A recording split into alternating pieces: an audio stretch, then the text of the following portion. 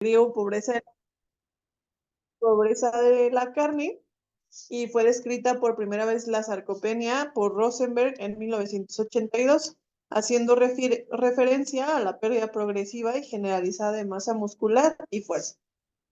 No obstante, importante destacar la presencia o el término de osteosarcopenia, ya que esta sarcopenia coexiste con osteopenia y osteoporosis de manera muy frecuente. Entonces, ¿cómo podríamos decir que un paciente está pasando por un envejecimiento muscular adecuado versus una sarcopenia? Pues importante que en la cuarta década de la vida la pérdida de masa muscular y fuerza aumenta de manera anual de 1 al 2%.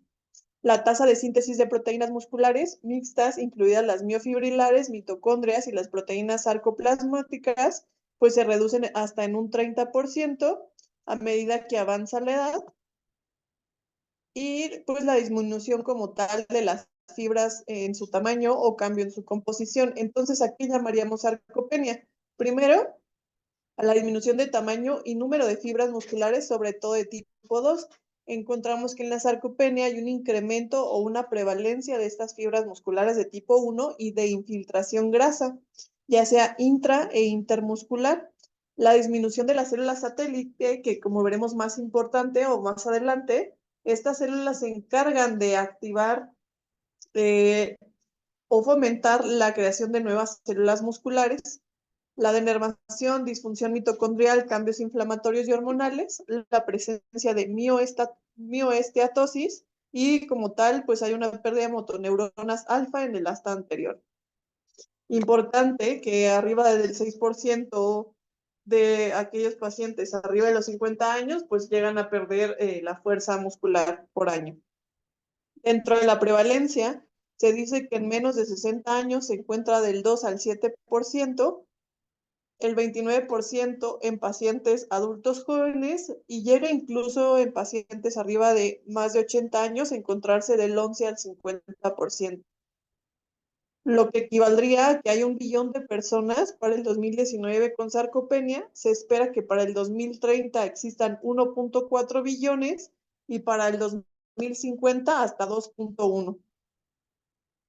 ¿Qué costos? Pues en Estados Unidos la sarcopenia como tal fueron de 4,000 millones de dólares para costo individual por persona, de hasta $260, y en el Reino Unido se estipula que son aproximadamente 2,500 millones de libras esterlinas. Entonces vemos que esto pues sí genera algo de costo para la cuestión de la salud.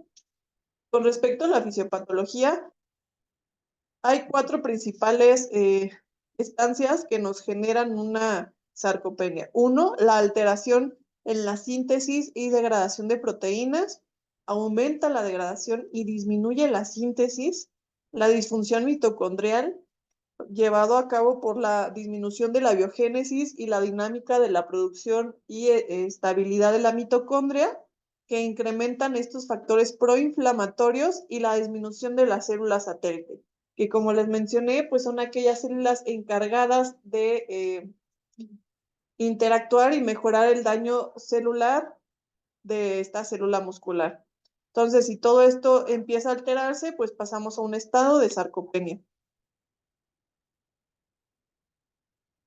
Con respecto a la teoría de las proteínas, existe un equilibrio normalmente entre la síntesis y la degradación de esta, pero en la sarcopenia está alterado, existiendo una resistencia a la síntesis proteica y una incapacidad para reducir el catabolismo proteico.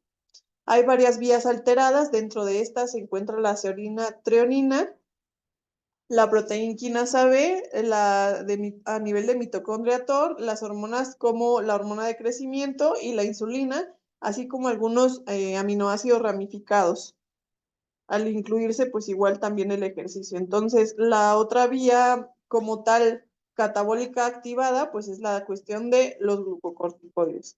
Que todo esto pues nos va a generar un mecanismo de inflamación, o como ya mejor conocemos como inflammaging, donde se produce una disfunción a través de un aumento de las interleucinas, sobre todo de tipo 1 y de tipo 6, el factor de necrosis tumoral alfa y el factor nuclear kappa. Estas citoquinas están relacionadas con la disfunción y el catabolismo muscular, y básicamente va a haber un fenotipo secretor asociado a la senescencia, en donde se va a liberar como tal citoquinas proinflamatorias, como las que mencionamos anteriormente. Con lo que respecta a la disfunción mitocondrial, es donde se produce una disminución de la biogénesis mitocondrial con alteraciones en la cascada de señalización, y a nivel del músculo, pues incrementa una alta tasa metabólica. Como tal, la biogénesis es importante, la producción de ATP, en donde se puede ver alterada con la sarcopenia, ya que el ATP, pues nos ayuda a facilitar la contracción muscular e impacta en el rendimiento físico. También está la teoría de la alteración a nivel de las hormonas, en donde las hormonas sexuales influyen en el mantenimiento muscular por sus efectos anabólicos, como indirectos por la inhibición de las citoquinas inflamatorias, que dijimos que era 1 y 6. También se ha relacionado la disminución de la testosterona y la disminución o ausencia de los estrógenos, en donde se incrementa el riesgo de disminución de la masa muscular y su fuerza.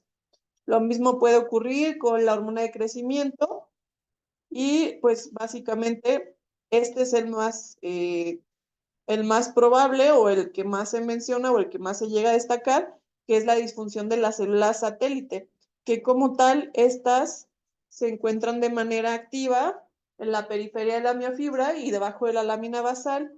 Cuando hay casos de lesión a nivel daño muscular o traumatismo, estas células satélite son expulsadas de su estado de reposo y activan para generarse el músculo. Entonces, tenemos que esta célula satélite se activa, ingresa al ciclo celular, prolifera, convirtiéndose en mioblasto, haciéndose la diferencia a miocito, donde se fusionan varios a través de miotubos y nos generan las miofibras.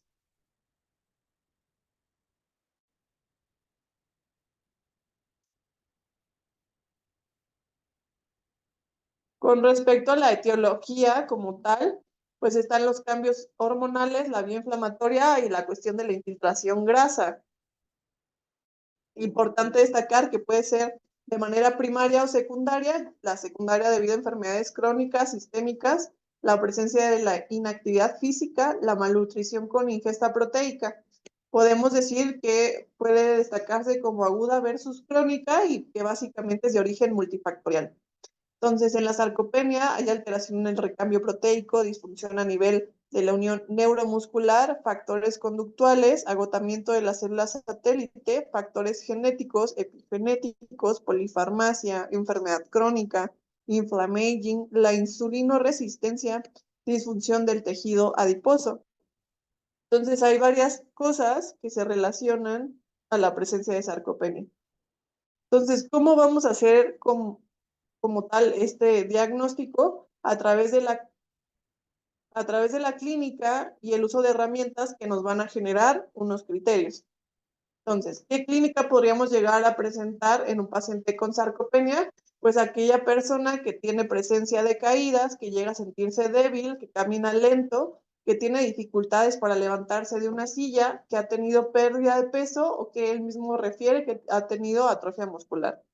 La sarcopenia predispone a caídas, fracturas, discapacidad, fragilidad, enfermedades crónicas cardíacas, respiratorias, presencia de deterioro cognitivo, hospitalización, institucionalidad, mortalidad, pobre calidad de vida y pues por tanto incremento de los recursos hospitalarios. Entonces parecen ser como como una sintomatología, y también pues unos signos que podrían parecerse a cualquier otra enfermedad.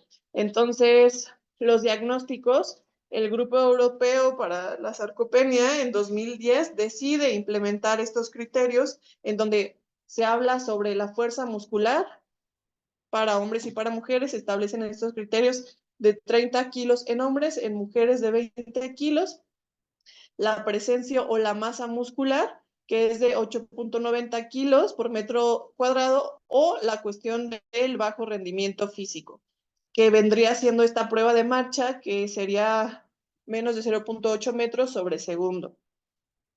Para hacer el diagnóstico se necesitan la masa muscular y la fuerza o el bajo rendimiento físico. Estos mismos criterios se volvieron a actualizar, en donde le hace resalte a la presencia del cuestionario de SART-F o al cuestionario de Ichi como unos de los cuestionarios que nos pueden llegar a predecir la probabilidad de sarcopenia. El cuestionario de Ishii habla de estas tres variables que incluyen la edad, la fuerza de agarre y la circunferencia de la pantorrilla. Y en resumen, pues están los criterios, ¿no? Del EUSO 1, el 2, en donde vemos que se habla de la masa muscular, la fuerza y la función muscular o el rendimiento físico. Aquí se hace la diferencia de presarcopenia, en donde solo se afecta la masa muscular, la sarcopenia, en donde es masa muscular y fuerza o la función muscular, y podríamos definir esta sarcopenia grave en donde se encuentran los tres parámetros alterados. Igual, en la actualización se habla de menos de 6 kilogramos por metro cuadrado en las mujeres en respecto a la masa muscular, en los hombres menos de 7 kilogramos y hace hincapié o diferente la cuestión de la fuerza de prensión. Esto es muy variable, aunque como dijimos al principio, eran 20 en mujeres y 30 en hombres, pues se puede incluso adaptar o hay escalas que ahorita les voy a poner que están relacionadas pues a cada lugar, porque pues no es lo mismo la fuerza muscular de un paciente asiático que de un paciente alemán. Y pues igual también la fundación como tal para sarcopenia a nivel mundial, pues habla de que nada más se necesita de masa muscular y la función muscular. Y la Asociación Internacional también de la Salud habla que se requieren de las tres. Entonces, ¿qué herramientas vamos a hablar en específico? Ya dijimos masa, fuerza y pues como tal una imagen. Este es el fenotipo como tal establecido por Linda Frey, en donde hablamos de puntos de corte establecidos por índice de masa corporal. Y estos son los fenotipos, el fenotipo a nivel de México, que pues lo podemos encontrar ahí en las tablas incluso de Ellinger, que está relacionado el punto de corte al índice de masa corporal. ¿Cómo vamos a medir esta masa o cómo se puede realizar? Pues ya sea midiendo la masa muscular esquelética total o masa magra de las 4 extremidades, el índice de masa musculoesquelética pendicular, el índice de masa esquelética, en donde se hace la división del peso total de la masa muscular entre la altura al cuadrado o básicamente la cuestión de kilos sobre metros al cuadrado. El índice de masa esquelética es el peso total de masa muscular entre peso corporal por 100 expresado en porcentaje. ¿Cómo podemos ayudar a medir esto? La cantidad de masa muscular se puede estimar durante algunas técnicas. Una de ellas es la absorciometría de rayos X, en donde pues sí podría ser una técnica de elección en la práctica clínica por su precisión y la presencia de exactitud, la cual va a oscilar entre el 1 y el 2%, y de exactitud del 1 al 3% respectivamente. Se puede comparar incluso con la resonancia magnética al establecerse los puntos de corte seleccionados tomográficos con los coeficientes de 0.81 a 0.97%. De acuerdo, o cómo vamos a realizar esta formulación, debido a la fórmula de Baumgarten, donde la masa muscular se calcula mediante la sumatoria del tejido muscular magro de brazos y piernas de manera pendicular, donde se va a dividir entre la altura en metros al cuadrado. Según este estudio que se realizó, encontraron que podrían considerar baja masa muscular en hombres de 7 y en mujeres de 5. Pero como vimos anteriormente, pues son 7 y 6. Pero ya pues valdría la pena pues estabilizar dependiendo de la población de la que se estudia. Otra manera de poder medir la masa muscular es a través de la impedancia bioeléctrica, y pues a nivel de tomografía o resonancia magnética, donde se mide el músculo a través de manera transversal, ya sea la mitad del muslo o a nivel de la tercera vértebra lumbar, para poder hacer la medición. ¿Cómo podemos ser o cómo se puede ajustar esto? Utilizando la altura al cuadrado del peso o entre el índice de masa corporal. Otra medida que podemos utilizar para medir masa, pues es la circunferencia de la pantorrilla, aunque no es una buena medida de masa muscular, se ha demostrado que predice el rendimiento y la supervivencia en personas mayores con un límite de 31 centímetros. ¿Cómo debe de hacerse esta medición? Tiene que estar con la rodilla de la pierna a medir flexionada en un ángulo de 90 grados.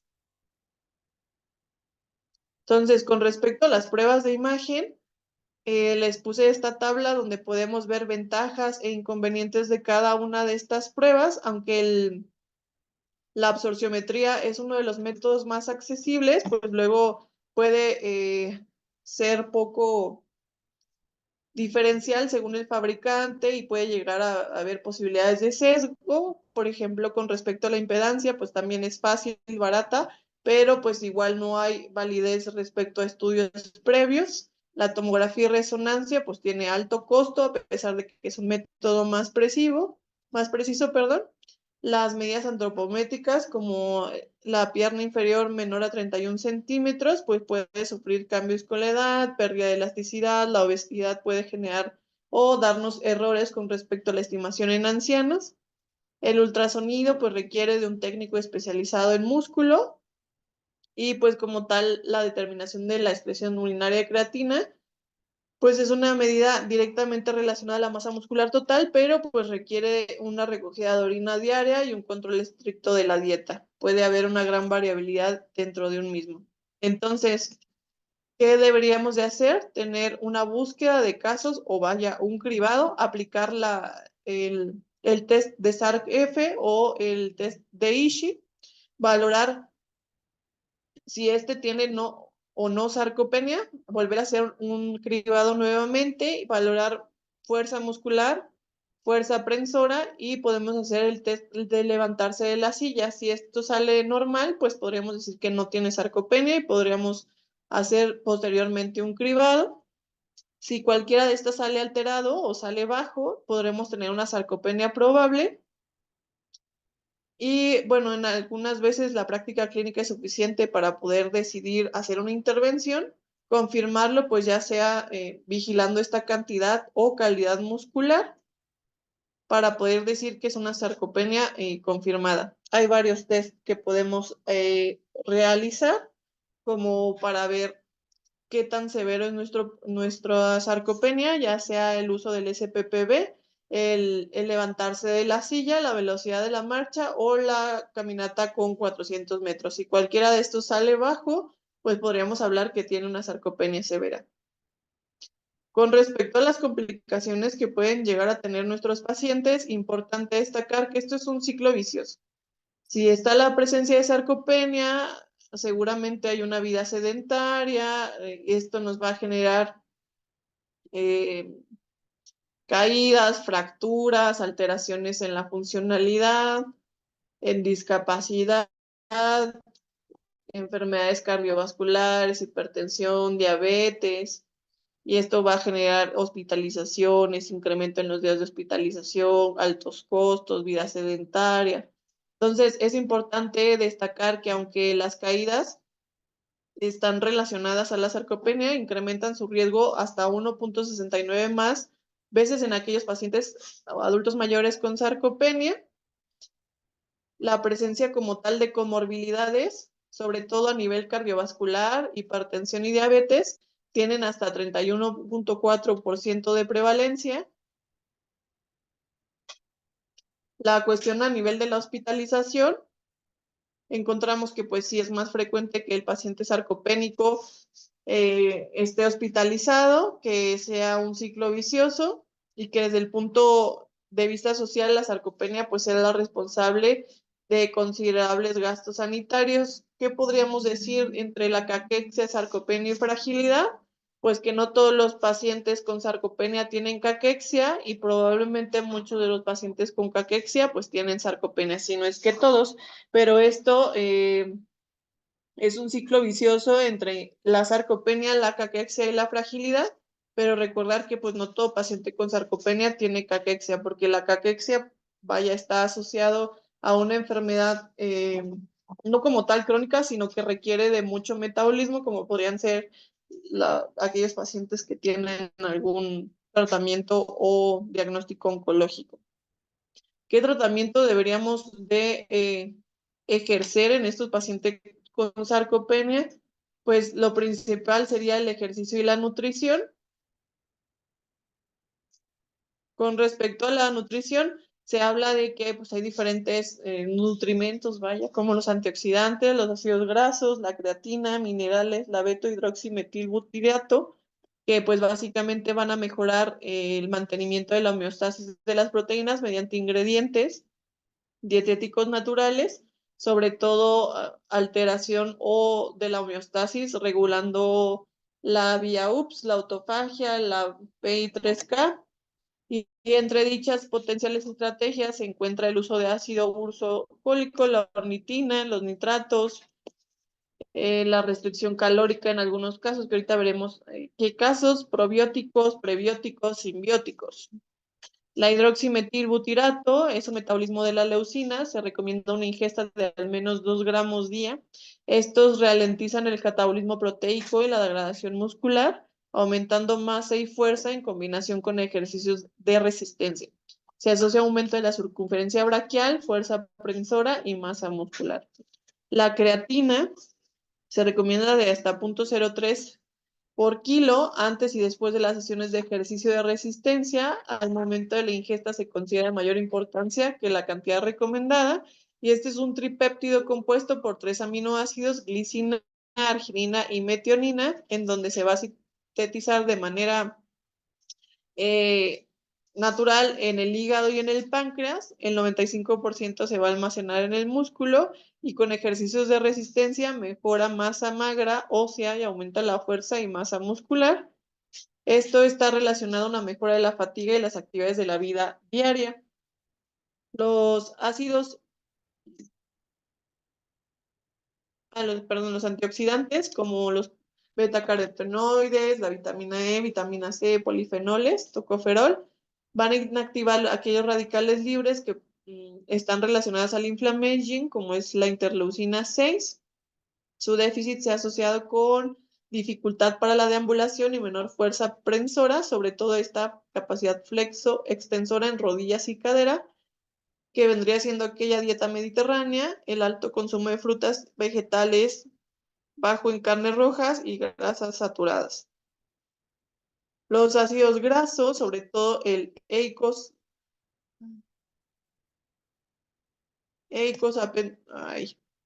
pentaenoico, el docosahexaenoico y el linolénico, presentes en aquellos pescados, sobre todo salmón, atún, sardina, trucha. No existe una recomendación establecida, pero se refiere a que se haga un consumo de hasta 1.86 de eicosapentaenoico, y que se deben de recomendar de al menos 2 porciones a la semana de pescados grasos. Minerales, habla de selenio, magnesio y calcio, pero pues realmente no hay algo asociado. Lo que sí se ha encontrado es que niveles bajos de vitamina D se asocian a pérdida de masa muscular y debilidad, por lo que se recomienda estrategias de 1200 de calcio hasta 800 a 1000 unidades de vitamina D3 para disminuir el riesgo de densidad mineral ósea relacionada a la pérdida de peso. Con respecto a lo farmacológico, tenemos el tratamiento hormonal, la testosterona exógena en sujetos con hipogonadismo, aumenta masa muscular, fuerza y rendimiento físico, sobre todo reclutando células satélites. Se dice que la testosterona disminuye 1% anual desde los 30 años, y que una dosis de 5 miligramos día puede incrementar, o son seguras de manera, pues sí, puede incrementar, son seguras y de manera eficaz, aumentando masa magra y reclutando las células satélite. La como tal sustitución estrogénica en mujeres posmenopáusicas no aumenta la fuerza muscular. Se habla de la tibolona como compuesto hormonal estrogénico, que esta ha podido aumentar la fuerza de presión a mediano plazo.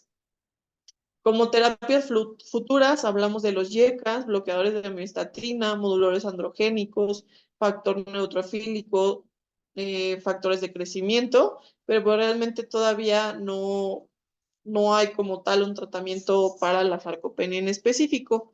Estos básicamente buscan reacciones a los anticuerpos antimioestatina o contrarreceptores activados de actina. Entonces, ¿qué es lo que tenemos para la sarcopenia? Pues el ejercicio, uno de ellos, o es considerada como la primera estrategia. Ay,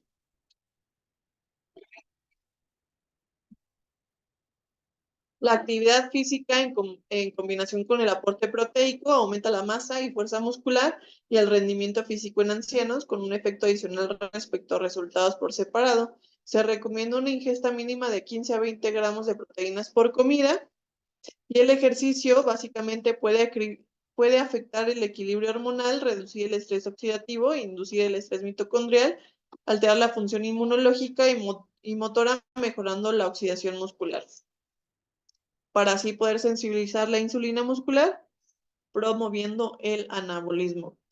Se recomienda realizar al menos 150 minutos por semana de ejercicio aeróbico de moderado a vigoroso con sesiones de resistencia 2, que básicamente van a relacionarse al entrenamiento, flexibilidad y equilibrio.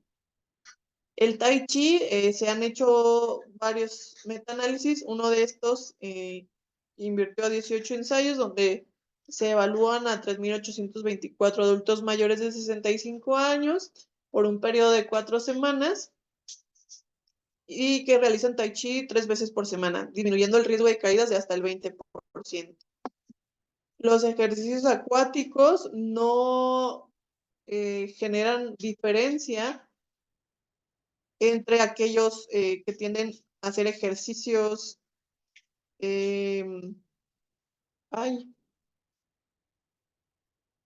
en tierra, vaya así, son tan efectivos de igual manera y hubo un metaanálisis en donde se demostró un efecto positivo en el funcionamiento físico en comparación a aquellos pacientes que hacen ejercicio de manera sin entrenamiento.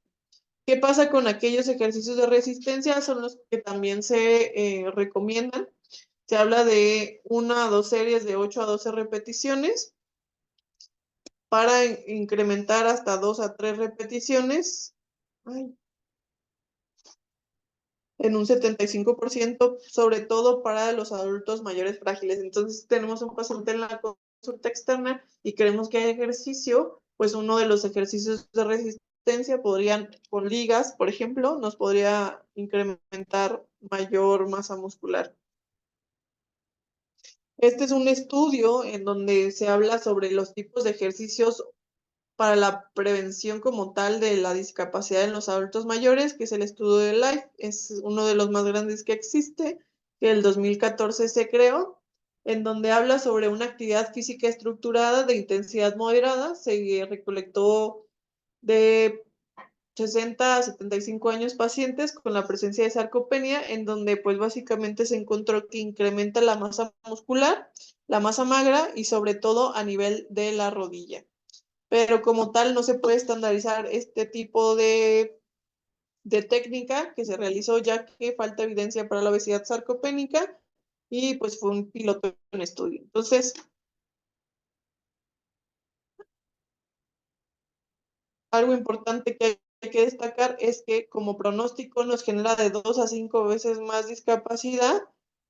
Concretamente se ha observado que la obesidad sarcopénica es mejor predictor de discapacidad física para la alteración de la marcha, el equilibrio y de caídas que la sarcopenia y la obesidad por sí solas, que hay 6 veces más en comparación con aquellos mayores que no tienen sarcopenia, la cuestión de discapacidad, sobre todo arriba de 60 años, y que la calidad de vida se asocia o asociada entre la sarcopenia grave se observa pues baja y que incluso puede llegar a generar una discapacidad total, sobre todo en aquellos mayores de 65 años.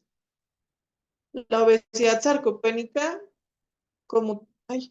es donde se pierde aquella masa corporal magra, mientras que la grasa puede estar aumentada, se produce una infiltración grasa en el músculo que afecta su calidad y función. No, no. Y yo,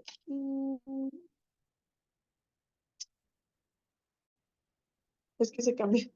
La, redu- la reducción del número de mitocondrias y la cuestión de la producción de reactivos proinflamatorios hacen que tras esta cuestión se incremente la acumulación de lípidos intramusculares.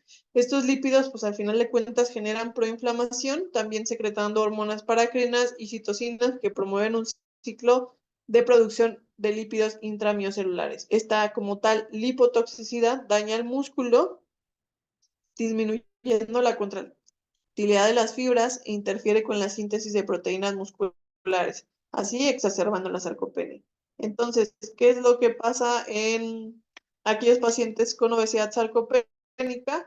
La obesidad incrementa los ácidos grasos en sangre, aumenta la captación intermuscular e intramuscular de los lípidos, hay una disregulación de las fibras perilipinas y hay una alteración de la biogénesis mitocondrial, acumulando más lípidos, generando lipotoxicidad y alterando la señalización insulínica, generando resistencia a la insulina. Esto también pues se asocia a la disminución de la masa y función muscular de la sarcopenia. Oh. La obesidad, ay, la obesidad como tal va a activar macrófagos, mastocitos, que nos van a aumentar la resistencia a la insulina, aumentando el catabolismo muscular. La adiponectina se correlaciona negativamente con la edad y la obesidad, contrarrestando los efectos de la leptina, deteniendo así la síntesis de proteínas musculares y de procesos mitocondriales. Entonces, ¿qué es lo que debemos de hacer en la obesidad sarcopénica? Se dice que esta cuestión de pérdida de peso deben de ser de 0,3 kilogramos por semana durante 6 meses y que la actividad física en adultos mayores en comunidad da mayor reducción en los niveles séricos de leptina e interleucina 6 que la actividad física sola o una educación para el envejecimiento con respecto a la sarcopenia. ¿Cuál es el riesgo de la pérdida de peso en los adultos mayores? Pues que la restricción hipocalórica con o sin ejercicio produce la pérdida de un cuarto de masa grasa por unidad de peso. Entonces, ¿deberían estos pacientes bajar de peso o no bajar de peso, tener esta restricción hipocalórica?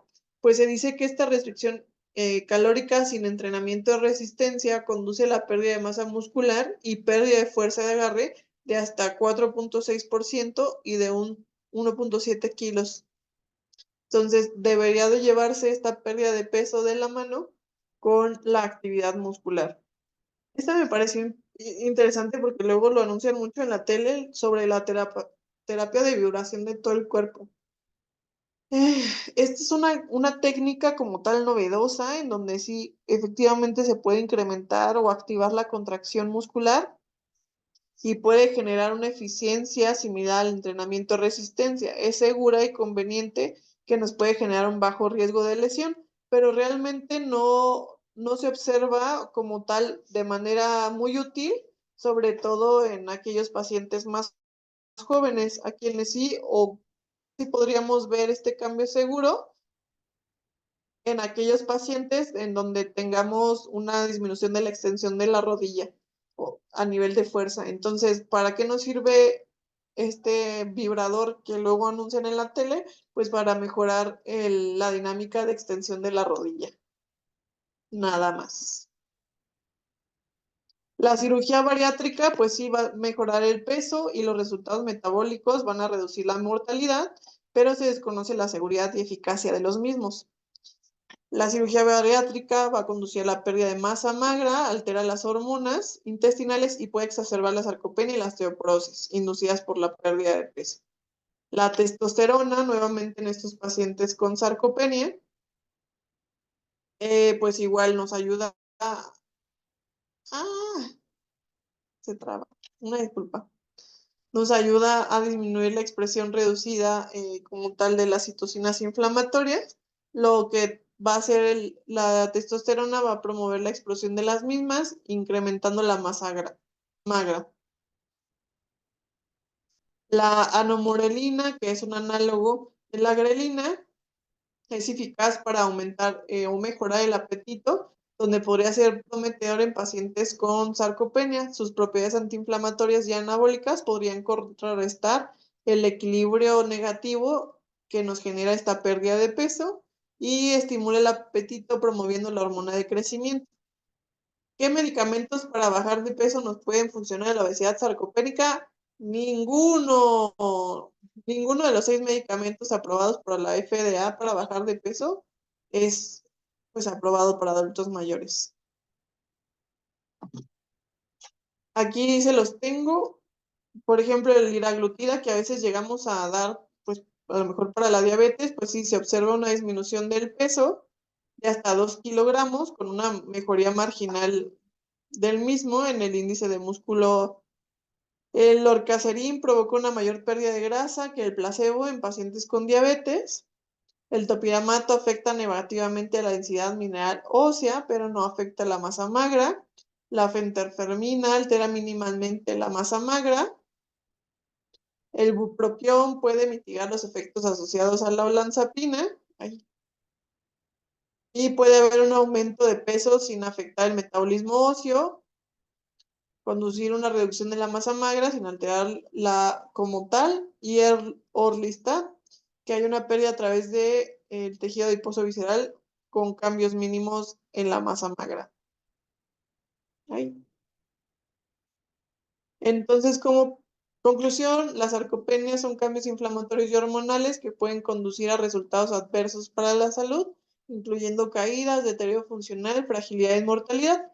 Este es un esquema de diagnóstico que realiza la revista de Corea con respecto a la sarcopenia. Es muy parecido al que les mostré al principio, en donde se habla de medidas con realización del SARC-F, la medida de la circunferencia de la pantorrilla, después posteriormente la aplicación de la fuerza de agarre, la cuestión de la actividad física, ya sea que sea menos de 0.8 metros por segundo, el que se pueda levantar en la silla menos 5 veces en menos de 30 segundos, que pueda caminar los 400 metros, que se pueda hacer de manera completa el SPPB y nos podría generar una probable sarcopenia y ya pues como tal el proceso de confirmación pues necesitaríamos, como lo dijimos anteriormente, ¿no? Ya sea la fuerza y la masa muscular o la actividad física para poder decir si tiene sarcopenia o una severa sarcopenia, que vendrían siendo los 3. ¿Alguna duda? Dame un segundo.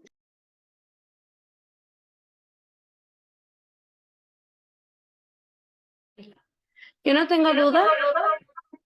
Más bien comentar un poquito sobre la creatina, que me llama la atención que habías mencionado como que aumenta la masa muscular, pero más bien a pesar de que sí es un aminoácido, lo que más nos ayuda o en lo que más lo utilizamos como suplemento, pues es justo en estos pacientes o es ideal en pacientes que hacen ejercicios y que realizan ayuno intermitente, por ejemplo, porque para lo que más evidencia tiene, a pesar de que es la moneda energética por excelencia, es que nos ayuda a incrementar el esfuerzo o el rendimiento en el esfuerzo físico. O sea, como en términos simples, lo que hace es ayudarnos a aguantar más repeticiones o incrementar el peso. Entonces, ese nos ayudaría a retrasar la pérdida de masa magra en periodos de ayuno y tendríamos que dar dosis de carga y posteriormente dosis de mantenimiento. Este suplemento pues está padre porque lo podemos utilizar a pesar de que los pacientes no hagan ejercicio de forma continua. Respecto a las proteínas, pues creo que es difícil que en un adulto mayor podamos alcanzar el requerimiento proteico que pues necesitan. Entonces creo que aquí entran de forma importante los suplementos alimenticios con proteínas, que pues tenemos de diferentes formas, básicamente tres, que es la proteína hidrolizada, la isolada y las proteínas de suero de leche. Estas proteínas de suero de leche son las mejores, que son las que tienen una mejor absorción. Entonces, básicamente en pacientes que tienen, que tienen sarcopenia, los protocolos de sarcopenia y de suplementos proteicos serían dietas altas en proteínas que las podemos calcular hasta 2.4 gramos por kilogramo, siempre y cuando pues la función del riñón esté conservada. Y qué proteína elegir depende de la tolerancia del paciente. Por ejemplo, aquellas proteínas que son las hidrolizadas son aquellas proteínas que son mejores en pacientes que tienen pues problemas gastrointestinales o intolerancia a la lactosa. Y también Ana nos mencionaba acerca de otros suplementos, por ejemplo, el beta hidroximetilbutirato, que pues tiene muchos efectos anticatabólicos. Entonces, en teoría, se supone que nos ayudaría a disminuir la degradación de proteínas y esto, como es un aminoácido, pues también nos ayudaría a favorecer la síntesis de proteínas y nos aumenta también la síntesis de colesterol y nos incrementa la síntesis de hormona del crecimiento. Pero a pesar de que pues en teoría es un suplemento que es como maravilloso y que nos dirían las recomendaciones que se los demos a todos los pacientes, en realidad cuando se hace el metaanálisis acerca de la suplementación con este medicamento, pues se ha visto que no nos ayuda mucho con la masa libre de grasa, ni con la pérdida de peso, ni tampoco con el incremento de la fuerza. Entonces creo que estos pues suplementos deberíamos individualizarlos mucho y pues no casarnos con la idea de que podemos suplementar a todos los pacientes, ni con este hidroximetilbutirato, ni tampoco con la creatina. Yo creo que aquí en sarcopenia lo que nos juega un poquito más de importancia sería la proteína. Y ya, muchas gracias, Ana.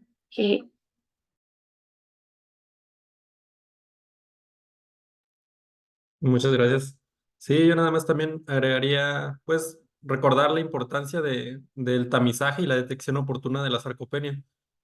Tenemos herramientas muy sencillas y muy básicas que podemos hacer en la consulta, como el SPPB, que no nos toma 5 a 10 minutos y podríamos determinar qué, eh, qué, qué qué calidad física tiene nuestro paciente. Y en base a eso también podemos hacer las recomendaciones, como bien comentaba Ana, una de las principales pilares para el tratamiento de la sarcopenia sería la prescripción del ejercicio físico. Entonces, el ejercicio físico no es una receta de cocina, por así decirlo. Eh, Debería ser prescrita por un profesional, un fisioterapeuta dedicado a tratar este grupo de pacientes y generalmente con el SPP nos podemos dar una muy buena idea de qué tanta fuerza física tiene nuestro paciente para poder hacer pues las recomendaciones iniciales antes de que lo valore el fisioterapeuta. Contamos con muchas herramientas que ya tienen algunos planes estructurados, entre ellos el que siempre comentamos pues es el BB Freight. A mí me gusta mucho lo que son las ruedas de actividad física que vienen escalonadas sobre todo por su puntaje del SPPB o su capacidad de levantarse de la silla principalmente. Entonces, recordar que siempre la intención de la prescripción del ejercicio físico y ejercicio físico de resistencia sobre todo es la progresión de la resistencia, es decir, el aumento de peso, el aumento de repeticiones o el aumento de número de series, que muchas veces si rehabilitación no lo hace de manera adecuada, muchas veces solo les otorga un programa muy pequeño como de movilidad nada más. Entonces, nosotros hacer hincapié en que el ejercicio de resistencia, sobre todo de forma progresiva, es lo que más va a impactar en la calidad muscular de nuestros pacientes. Y de eso, pues, en que tenga la suplementación proteica necesaria.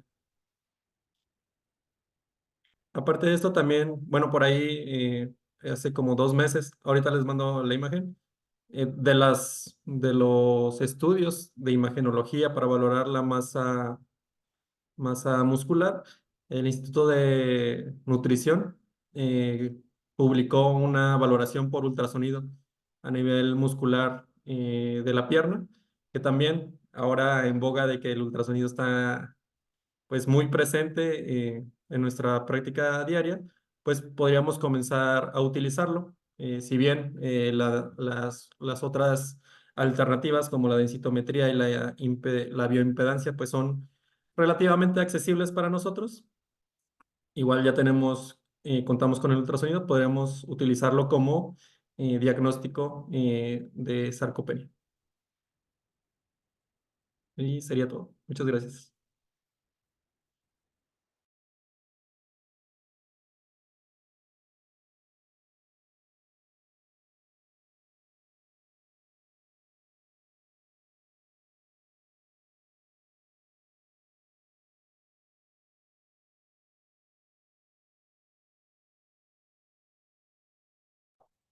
¿Qué método usan ustedes para escribir sarcopenia en el expediente?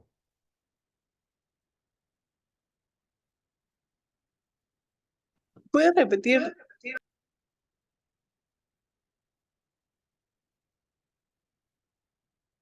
Ajá. ¿Qué pasó, Ana? Es que no alcanzamos a escuchar, doctor, porque como que se nos juntaron los audios y no escuchamos. Ah, ya. ¿Qué metodología usan ustedes para escribir sarcopenia en el expediente clínico? Pues nosotros, bueno, yo de manera personal lo que más utilizo es pues ARC-F y la fuerza de prensión. Sin embargo, últimamente pues he notado que a la mayoría de los pacientes, pues por su estado de salud o lo que sea, no les puedo hacer la fuerza de prensión. Creo que eso lo están haciendo ahorita más en la consulta, pero básicamente yo en hospitalización solo uso ARC-F. Y pues por también estado de gravedad se me dificulta mucho hacer ese PPB o cualquier otra cosa y bioimpedancias y todo eso, pues no tenemos el alcance. Ok. Entonces tú usas el dinamómetro. Nada más. Sí, doctor. Igual pues las circunferencias realizo mediciones antropométricas, la verdad que la mayoría pues, lo más que puedo, no solo como la de la pantorrilla, sino también del bíceps y pues ya, es lo que básicamente hago. Entonces tú usas dinamómetro más medidas antropométricas. Sí, doctor. Y de las medidas antropométricas, dices que usas la pierna. Sí. La pierna. Ok. Bueno. Ok. Esas dos mediciones que usas tú, ¿qué sensibilidad y especificidad tendrían para el diagnóstico? O sea, vamos a ver, ¿qué sensibilidad y especificidad tiene el dinamómetro nada más solo?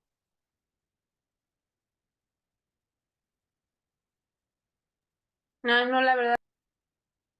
Ay, Eh, del dinamómetro, la verdad no sé, doctor, pero lo que sí sé o lo que pues tenemos como en cuenta es que, por ejemplo, el diámetro de la pantorrilla o del bíceps en realidad tampoco ha de tener tan buena sensibilidad porque no solo estamos valorando masa muscular, tendríamos que hacer mediciones que sean o que nosotros le pidamos al paciente, por ejemplo, que haga fuerza no sé si ahí me alcanzan a ver, pero pues se realizan dos mediciones que sería como básicamente la circunferencia y la otra circunferencia cuando nosotros alcanzamos o hacemos fuerza muscular, que el incremento del diámetro pues es lo que realmente nos podría valorar lo que el paciente tiene de masa. Y aparte, pues, por ejemplo, con estos, no sé si se llaman picómetros, lo que utilizan los nutriólogos, eso sí nos valora el porcentaje de grasa que tiene el paciente o la cantidad de grasa que tiene el paciente de ese diámetro, de los diámetros que realizamos. Pero sensibilidad y especificidad, no sé. ok. Del dinamómetro es como del 98% de la sensibilidad, no más que lo único malo que no hay como que variación para México. O sea, casi todas las escalas y las mediciones están hechas para Suiza, para China y no me acuerdo qué otro país. Hay una aquí en México, pero está medio incompleta. Pero en teoría, si tuviéramos tablas, es como del 98 al 100% de sensibilidad. Ok, pero no están, ¿verdad? No, todavía no están. O sea, todavía no hay ese estudio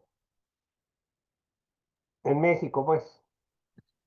Hay uno que está como a medias, ahorita lo busco a ver si tengo ahí la tablita, porque lo hicieron en población, pero es más joven. Creo que llega hasta los 65, una cosa así.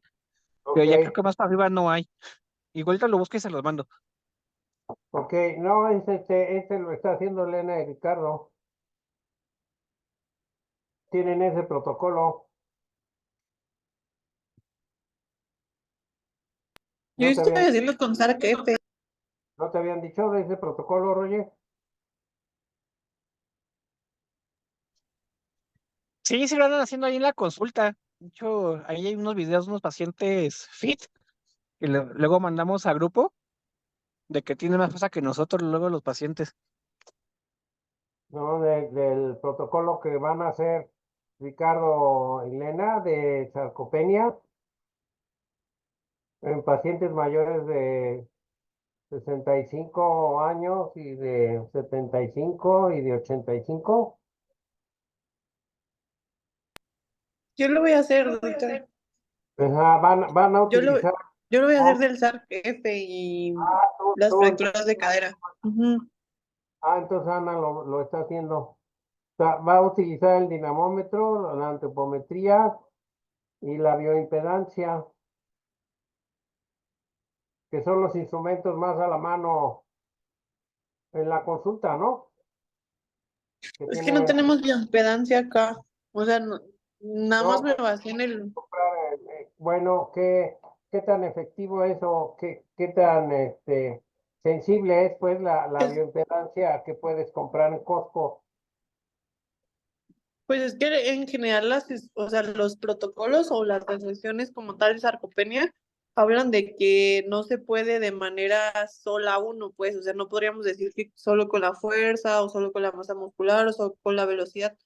La velocidad es como el más sensible de esos tres y un poquito más específico para hablar de sarcopenia, pero se necesitan por lo menos de fuerza y masa para poder decir que el paciente tiene sarcopenia. Solo con fuerza no podríamos decir que tiene sarcopenia. Por eso, no, por eso vas a usar esos tres distintos, ¿no? Los que tienes más a la mano en la consulta. Los que tienes más a la mano en la consulta es pues, la cinta métrica y el dinamómetro, ¿no? ¿Sí? Pero puedes tener la bioimpedancia.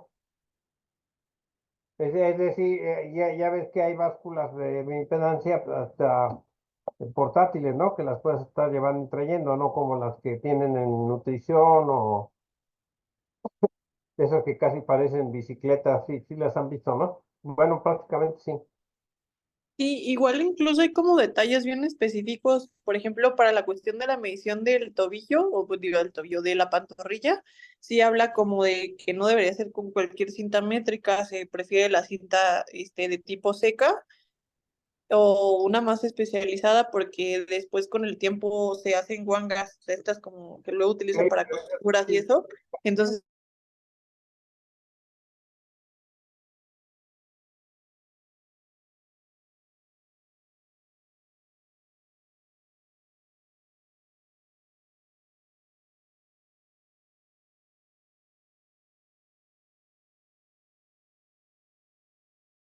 pues como es literal es como un fierro que mide la ajá, fuerza, pues, y casi sí, no sé, pero esas serían herramientas fáciles de conseguir que pudieras tú tener en la consulta. Dice Roger que el ultrasonido también, y tenemos el ultrasonido, bueno, también. Entonces puedes usar todos esos métodos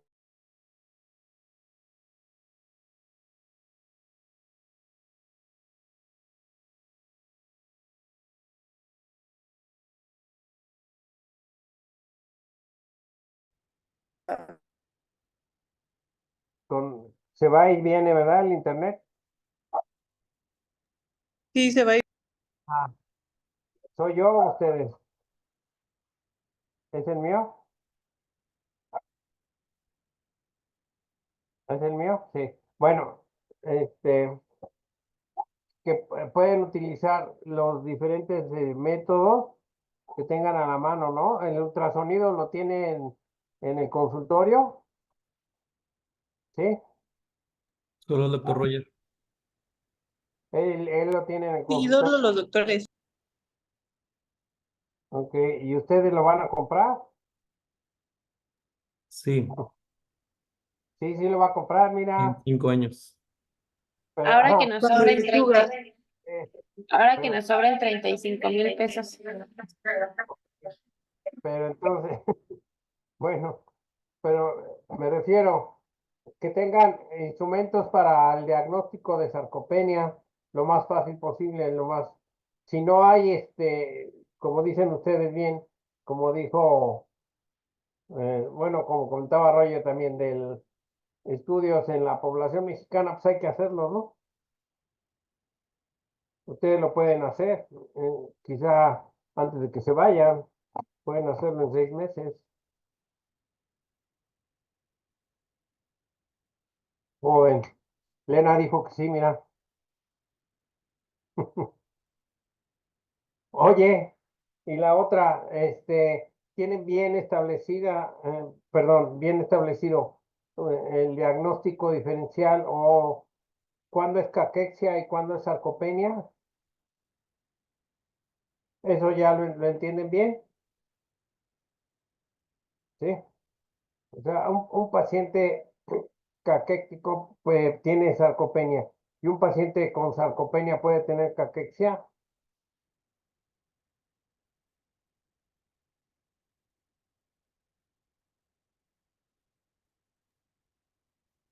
A ver, ven, adelante, Ricardo.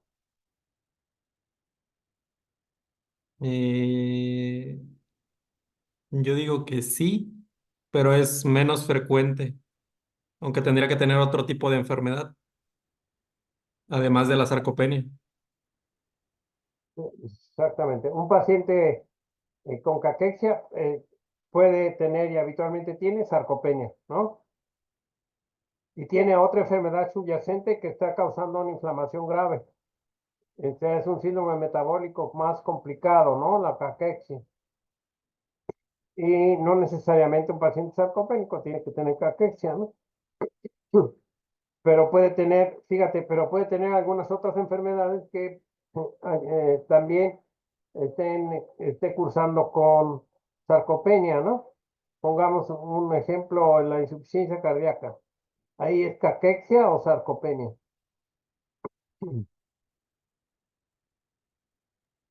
Sarcopenia.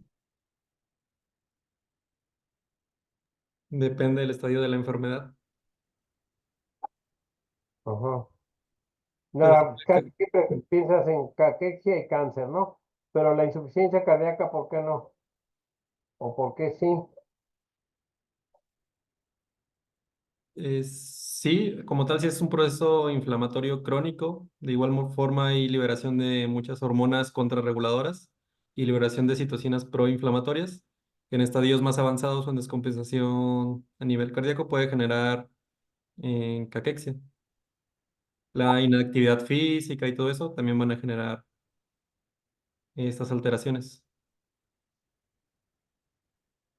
Ajá. Los demás, las demás, ¿qué opinan?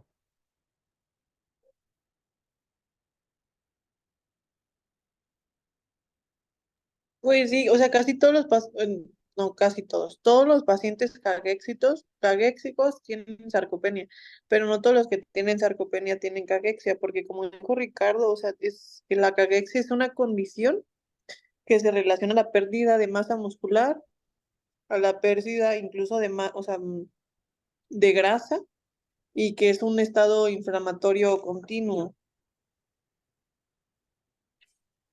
Ok, de manera crónica. Ujú.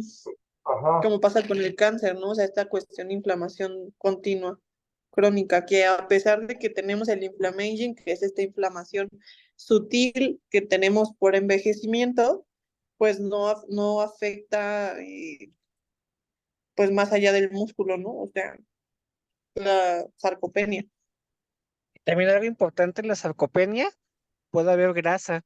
O sea, puede haber grasa baja, normal o alta, porque generalmente el tejido graso el tejido muscular se reemplaza con grasa. Por ejemplo, el envejecimiento, pues puede haber hasta cierto punto, es lo más frecuente que haya sarcopenia. Pero en caquexia sí puede haber desgaste de masa muscular y desgaste de grasa. De hecho, es como una de las diferencias.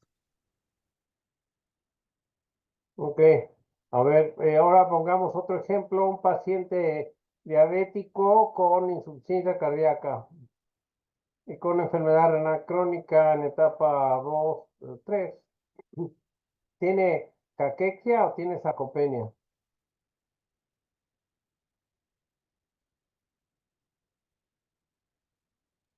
Sarcopenia.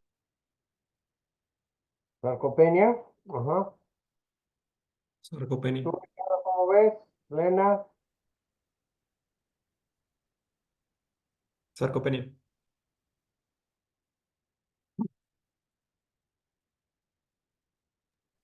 bien, Sí, ¿ustedes creen? sarcopenia. A ver, sí, dime, Lena.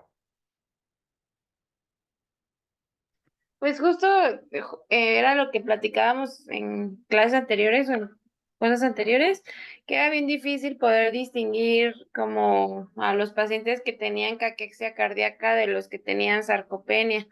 Entonces, pues está difícil, pero justo esto, ¿no? De que, como decía Ana, no todos los pacientes con sarcopenia es por caquexia.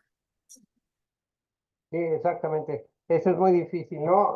Porque hay la desregulación metabólica grave que implica la caquexia, puede estar presente en esas tres enfermedades que vimos, ¿no? Enfermedades donde vemos con mucha frecuencia la pérdida de masa muscular, pero vemos que está subyacente en la enfermedad crónica, ¿no? Que produce inflamación crónica. Entonces, hay que pensar también en la caquexia en ese sentido. A veces la intervención nutricional, por ejemplo, en pacientes con insuficiencia.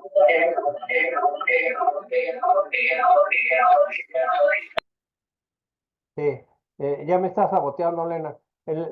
Por ejemplo, la pérdida de masa muscular en pacientes con insuficiencia cardíaca, enfermedad renal y diabetes, por ejemplo, ajá, eh, pues asocia o podríamos quizá calificarla como caquexia, ¿no? Más que sarcopenia, porque tiene enfermedades que están causando inflamación crónica, una desregulación metabólica importante eh, y factor inflamatorio, por supuesto, ¿no? Si ustedes ven el factor inflamatorio ahí, eh, tiene muchísimo que ver. Entonces, bien, dijo Lena, y tiene razón, es difícil a veces establecer el diagnóstico si ya tenemos sarcopenia, de si se trata en realidad de caquexia. Ujú. O sea, faltan cosas por investigar, faltan cosas por delimitar y por hacer.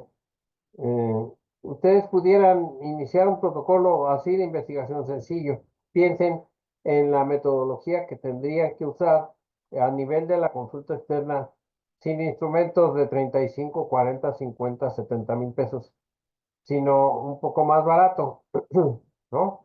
O a menos que Roger preste el ultrasonido para hacer el estudio, entonces estaría muy bien, ¿no? Entonces ya tendríamos el protocolo de estudio con el ultrasonido de Roger, por ejemplo.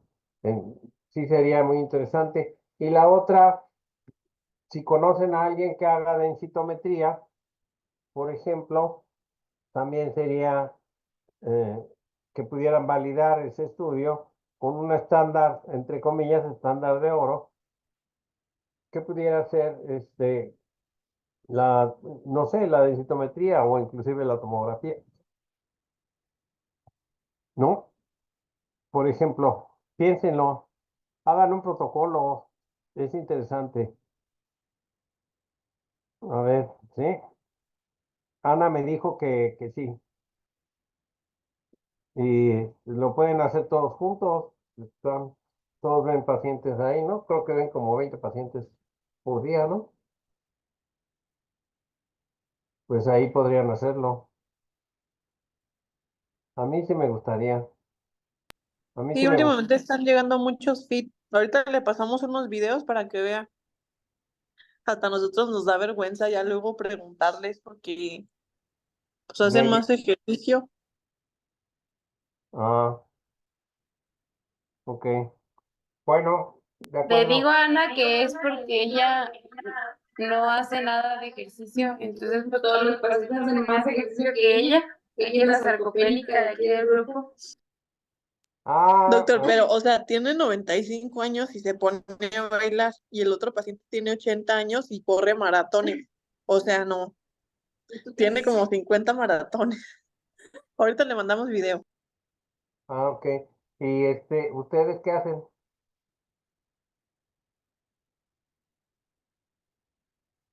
Sí, bueno, ok. Mañana van a estar o se van a tomar el día de vacaciones, ¿qué van a hacer?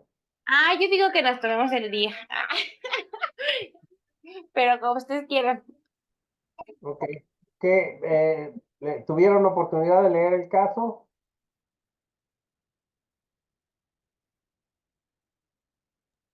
El caso clínico que les envié, Ah, no lo he leído.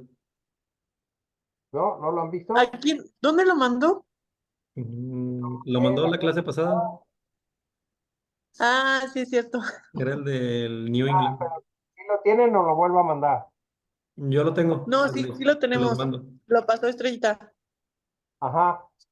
Véanlo, porque falta discutir el diagnóstico diferencial y los estudios que le hicieron para tener el diagnóstico final. Es un caso interesante porque involucra pues muchos diagnósticos diferenciales. ¿Ok? Bueno, Sí, doctor. entonces nos veríamos hasta el martes próximo. Sí, Sí, doctor. doctor. Órale. Gracias. Bueno, Gracias, doctor. Bonitas vacaciones. Bonitas vacaciones. y a ver si en una o 2 semanas vemos lo del protocolo. Sí, doctor. Muchas gracias. Sí, muchas gracias. Gracias, Vale. doctor. Buenas noches.